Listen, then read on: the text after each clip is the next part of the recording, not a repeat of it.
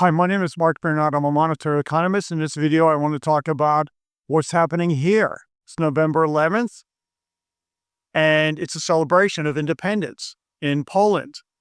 But independence from who? I had four grandparents born in the 1800s. It's independence really from Russia. There are, of course, three partitions and three partitioners, Prussia, Austria, and Russia, but Russia was the main partitioner. And in 1918, Joseph Pilsudski, he declared independence of Poland, and Poland returned to the face of the map after 123 years of occupation by imperial powers. And it's really a liberation for the whole world. In fact, I asked the question, what if Russia did not exist? Or what if Russia never existed? Or what if the world was liberated from Russia in the future? And now we know that Russia has been an imperial power which tries to Russify, impose language, history, religion, or lack of religion, really, lack of politics, lack of free expression, lack of allowing you to be who you are. And that was the Russification that my grandparents lived under, and many people lived under even in the Soviet era, which was derivative of Moscow. Of course, we had three rebellions, 1794, that is Kosciuszko, and you know this because of the bridge in New York. And of course, this is a time of American Revolution. Many Polish patriots fought in the time of freedom in America. We have this link, this bond. America had a constitution, and Poland had the first constitution in Europe. Freedom. They love it. There was 1830, the Cadet Revolution, revolt, and again, 1863, 1864, and again 1905, and eventually they threw the yoke of the Russians off the Poles. Now, Poles always never identified with Russia in any way, shape, or form.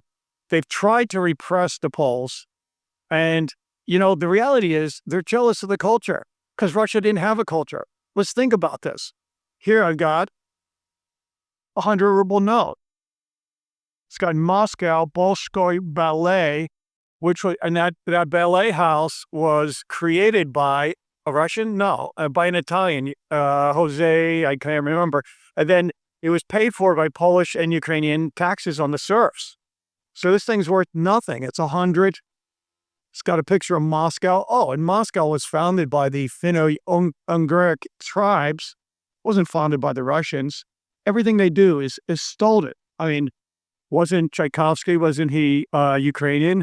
And, he was kind of like Oscar in The Office. He wouldn't be accepted in these days, unfortunately. Wasn't Pushkin, wasn't he African, at least part? So, this argument about Russia having a great culture is highly misstated. It's really an imperial culture, and it's not something that the world needs in the society going forward if we want to make the world a better place. So look at this, the 100 ruble, worth nothing. This is a worthless ruble.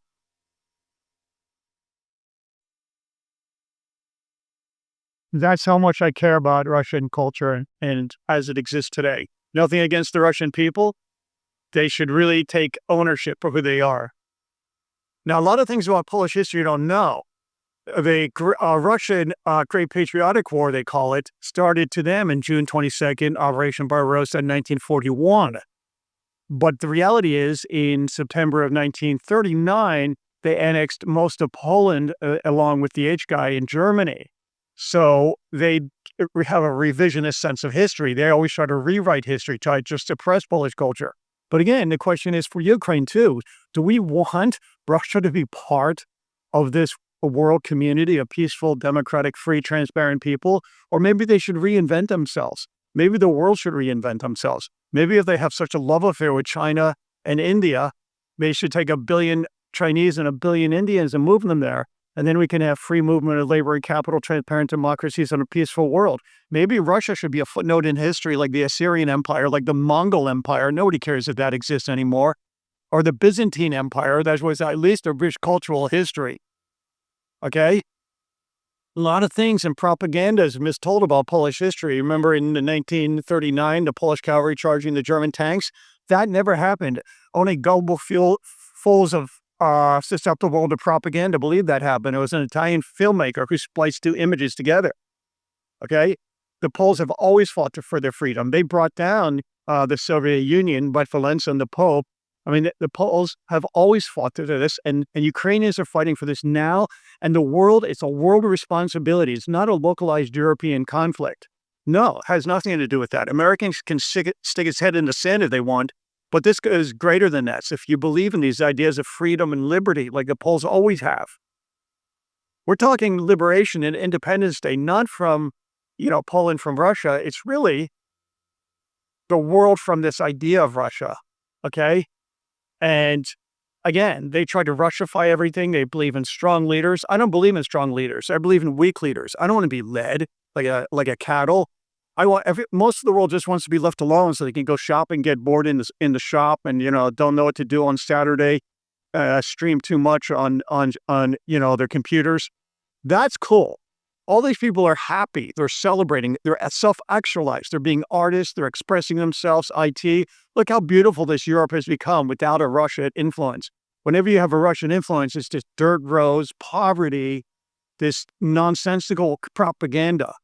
That's why everybody here is singing and cheering and celebrating, because it's freedom from Russia. And I hope, my dream, my claim is that Russia will be a footnote in history, a bad footnote, and it's the Russian people's responsibility to make it happen and reinvent it in a peaceful, democratic way. But it's November 11th, and let's see how fast this can happen so humanity can create a better future for our children and for our children's children. My name is Mark Biernot. I'm a monetary economist. Have a great day. Thank you very much.